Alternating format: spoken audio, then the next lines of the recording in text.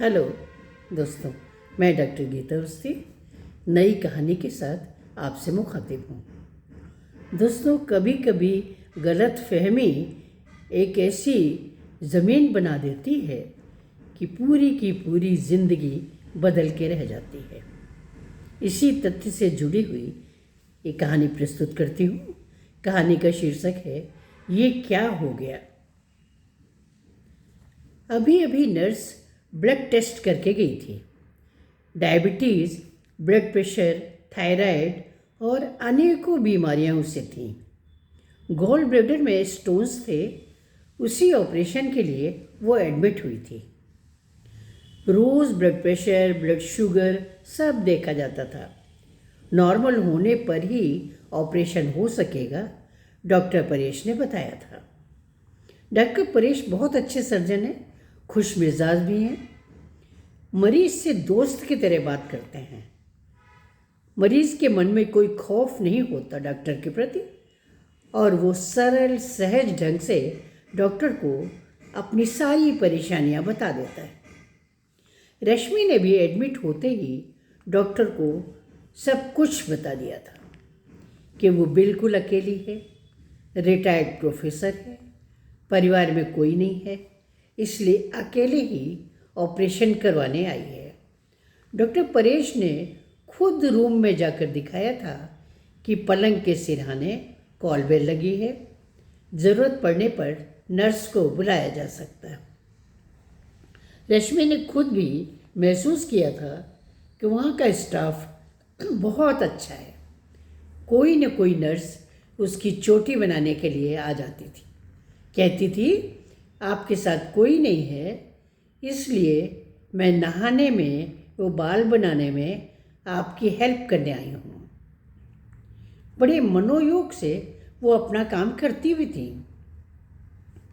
अल्पना भी इन्हीं में से एक थी। उसकी मुस्कुराहट रश्मि को बहुत प्यारी, वो अपनी सी लगती थी।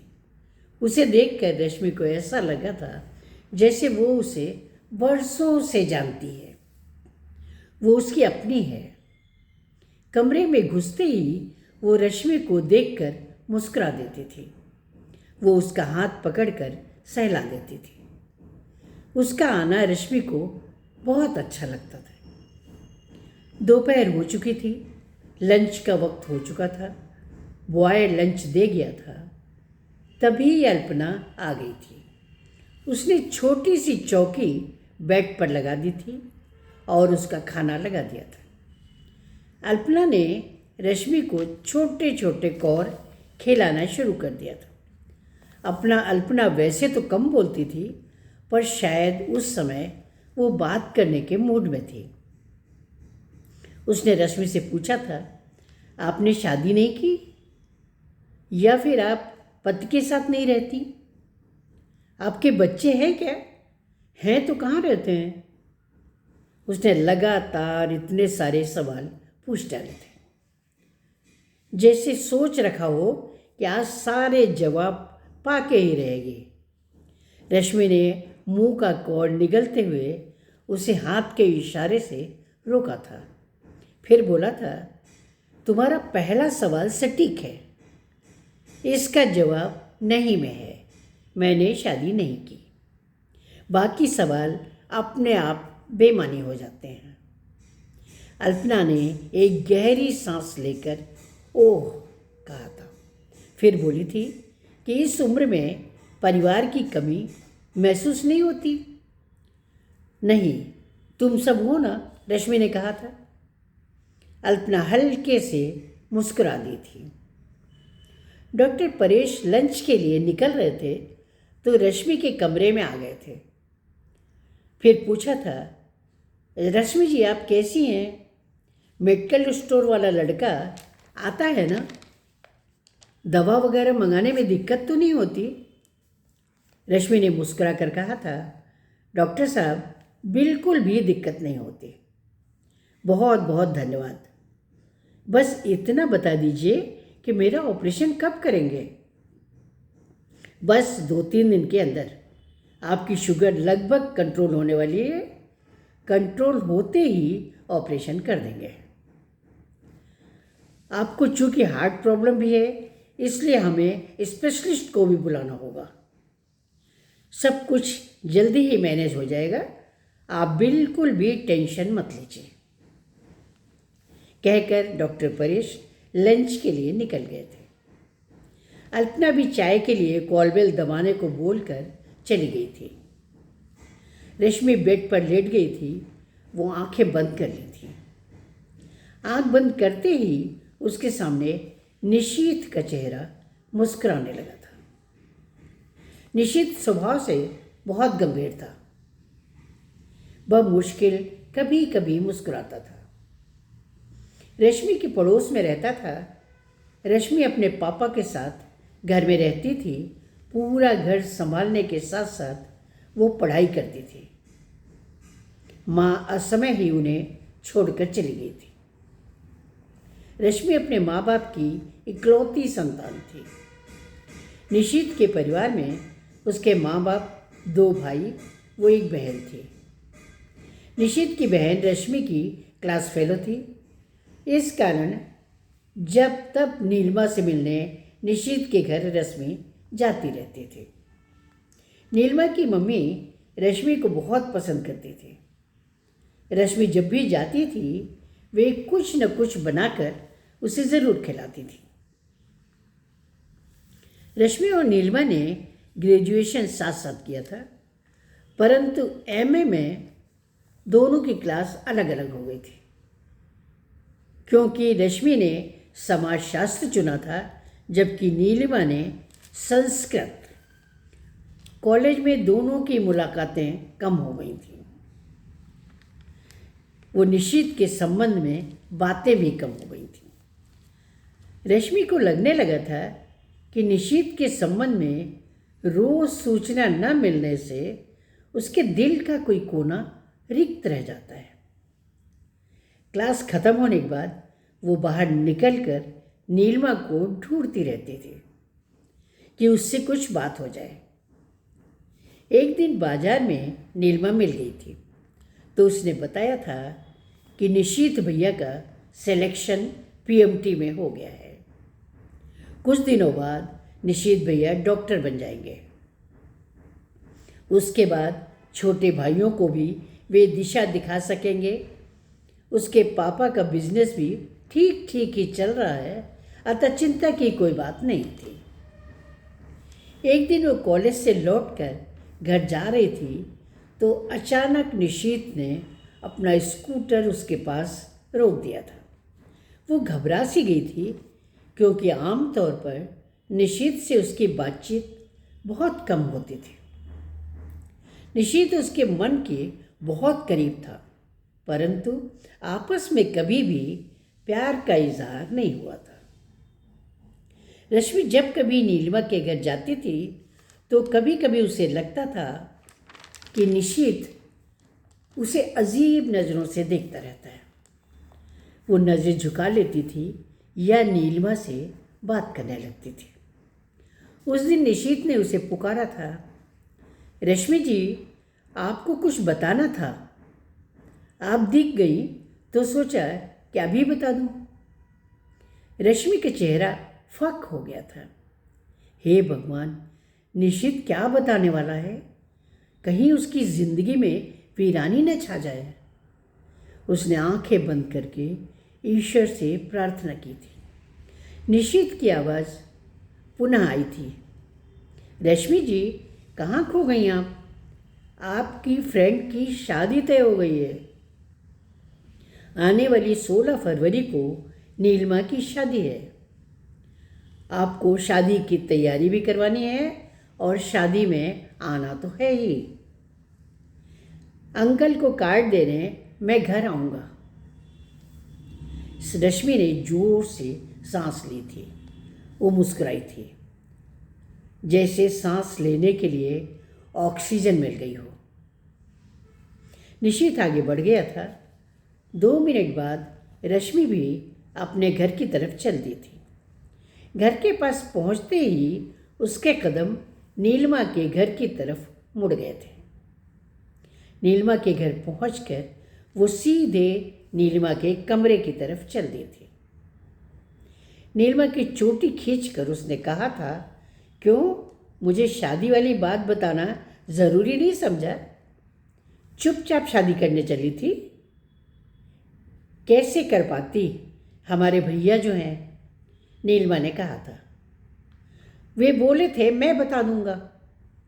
रश्मि शर्मा गई थी। मन में सोच रही थी कि क्या सच में निशीथ के मन में उसके लिए सॉफ्ट कॉर्नर है या बात करना महज औपचारिकता थी। उसने पापा को भी नीलिमा की शादी वाली बात बता दी थी। पापा 2 मिनट के लिए कुछ सोचने लगे थे। शायद सोचने लगे थे कि उन्हें भी रश्मि की शादी के बारे में सोचना चाहिए, और ये भी कि रश्मि के बाद उनका घर कौन संभालेगा। रश्मि ने पापा से पूछा था कि नीलिमा को क्या गिफ्ट देना ठीक रहेगा। कपड़े बदलकर उसने गैस पर चाय चढ़ा दी थी। पापा भी स्कूल से शाम को आ जाते थे। पापा प्राइमरी स्कूल में अध्यापक थे। प्रमोशन का इंतज़ार करते करते उनके बाल सफ़ेद होने लगे थे। रश्मि के पापा आराम करने चले गए थे और रश्मि खाना बनाने में लग गई थी। हाथ खाना बनाने में लगे थे, मगर दिमाग निशीथ के चेहरे वो बातों में अटका था। क्या उसने एक भाई का दायित्व निभाया था या कुछ मिनट उसके सामने खड़ा रहना चाहता था? एकांत में उसके अंदर बीते हुए पल गुदगुदी कर रहे थे। पापा को खाना खिलाकर रश्मि ने स्वयं भी खाना खाया था और रसोई समेटने लगी थी। उसका मन उदास हो गया था। कल को कहीं न कहीं उसकी भी शादी हो जाएगी, तब पापा को कौन देखेगा? पापा तो इतने सीधे हैं कि उन्हें अपनी दवाएं तक याद नहीं रहती। कब खानी है, कब ख़त्म हो गई हैं और लानी है, सब कुछ रश्मि ही याद रखती थी। उसके जाने के बाद पता नहीं क्या होगा, सोचकर रश्मि की आंखों में आंसू आ गए थे। 2 वर्ष पता नहीं कब वो कैसे बीत गए थे। रिजल्ट आ गया था और नीलिमा तथा रश्मि दोनों ही अच्छे नंबरों से पास हो गई थी। इधर नीलिमा की शादी करीब आ गई थी और उसके घर में तैयारियां शुरू हो गई थी। नीलिमा की मम्मी ने रश्मि से भी कई बार कहा था कि शॉपिंग में उसके साथ बाजार चले, क्योंकि उन्हें कुछ आइडिया नहीं है नए ज़माने का। रश्मि समय निकालकर 1-2 बार उनके साथ गई भी थी। नीलिमा भी साथ गई थी। पूरे समय उसके चेहरे पर एक मीठी सी मुस्कुराहट छाई रही थी। रश्मि ने 1-2 बार छेड़ा था तो उसने कहा था, रश्मि, डर लगता है, पता नहीं कैसे लोग होंगे, मैंने तो देखा भी नहीं है। दोनों ही तरफ पुराने विचारों के लोग हैं। खैर, ईश्वर पर छोड़ती हूँ, जो होगा वो अच्छा ही होगा। उम्मीद करती हूँ कि रेंजर साहब अच्छे होंगे। कहकर नीलिमा मुस्कुराने लगी थी। कुछ दिन बाद निशीथ को MBBS की डिग्री मिल गई थी और ग्रामीण क्षेत्र में पोस्टिंग भी हो गई थी। नीलिमा की शादी आ गई थी। निशीथ छुट्टी लेकर शादी में आया था। रश्मि समय निकालकर बीच बीच में नीलिमा के घर जाती थी और नौकरी के लिए भाग दौड़ भी करती जा रही थी। शादी के सप्ताह भर पहले खूब चहल पहल नीलिमा के घर में हो गई थी। तमाम रिश्तेदार आए थे। रश्मि के लिए अधिकतर रिश्तेदार अपरिचित थे, फिर भी वो उनके बीच में घूमती फिरती थी। कामकाज के दौरान निशीथ से भी उसकी बातचीत हो जाती थी। हल्दी, मेहंदी, महिला संगीत, सभी इनमें उसको खूब मज़ा आया था। रश्मि ने भी डांस किया था। डांस के बाद उसने देखा था कि निशीथ उसे बड़ी मीठी निगाहों से देख रहा था। वो शर्मा गई थी। बारात आई थी, शादी हुई थी और नीलिमा विदा हो गई थी। साथ ही विदा हो गए थे निशीत के घर जाने के मौके। वैसे अब रश्मि का मन भी जाने को नहीं करता था, क्योंकि अब वहाँ निशीत भी नहीं रहता था। इधर रश्मि को छप्पर फाड़ कर खुशी मिली थी और उसकी नियुक्ति एडहॉक असिस्टेंट प्रोफेसर में हो गई थी। उसने मिठाई खिलाकर पापा को ये खबर दी थी। पापा हल्के से मुस्कुरा दिए थे और उनकी आंखों में चमक आ गई थी। उन्होंने रश्मि के सिर पर हाथ फिराया था। रश्मि ने ज्वाइन कर लिया था। प्रिंसिपल व स्टाफ सभी अच्छे थे।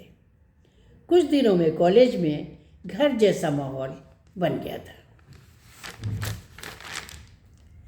रश्मि को सबसे बड़ा फ़ायदा ये मिला था कि उसकी नौकरी उसी शहर में थी और वो पापा के पास थी। वो पापा की देखभाल करके संतुष्ट थी।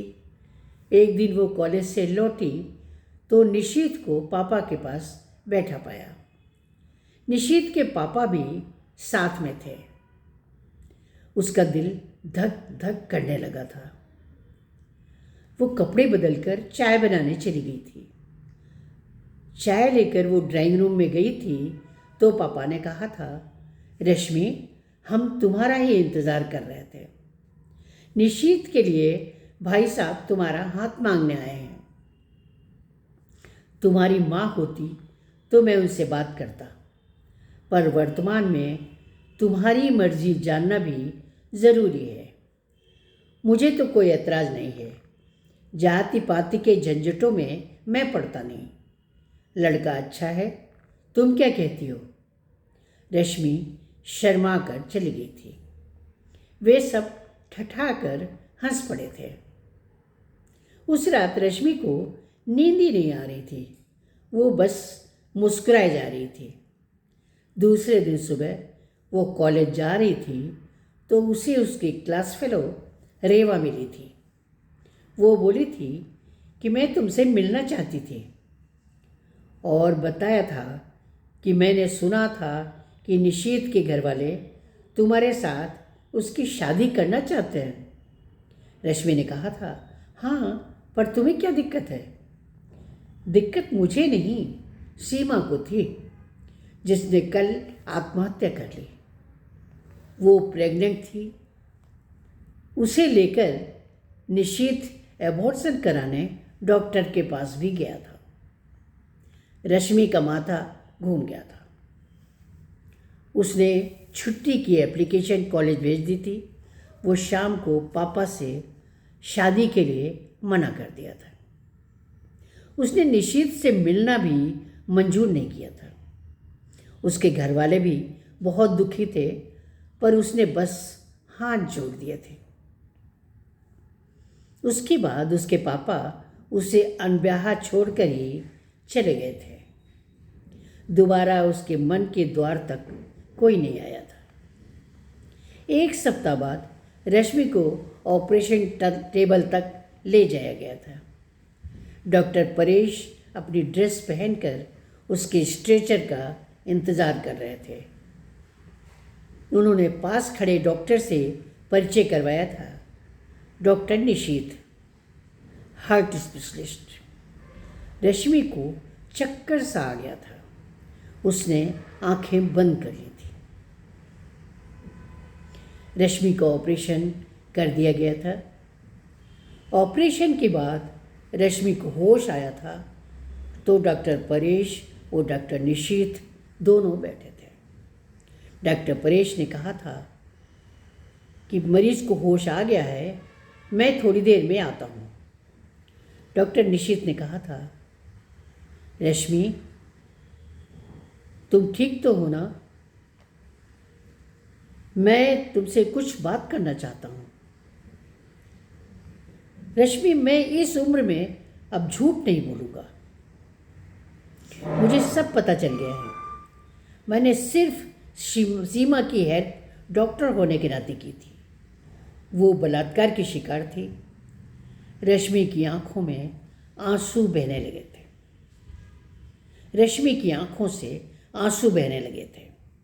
जीवन भर वो कितनी बड़ी गलतफहमी की शिकार रही थी। दर्द हल्का होने पर उसने डॉक्टर निशीथ से पूछा था, घर में सब कैसे हैं? डॉक्टर निशीथ ने कहा था, घर में कोई नहीं है, मैं अकेला रहता हूँ, मैंने शादी नहीं की थी। सूना घर पूरे समय बस तुम्हारा इंतज़ार करता रहा था। मैं रिटायरमेंट के बाद प्रैक्टिस करने लगा हूँ। समय को तो किसी तरह से गुजारना ही था। रश्मि ने मुस्कुरा कर कहा था, हम घर कब चलेंगे? औपचारिकताएं बाद में पूरी कर लेंगे। डॉक्टर निशीथ ने रश्मि का हाथ थाम लिया था। रश्मि ने अपना चेहरा उसके हाथ से सटा लिया था। नमस्कार।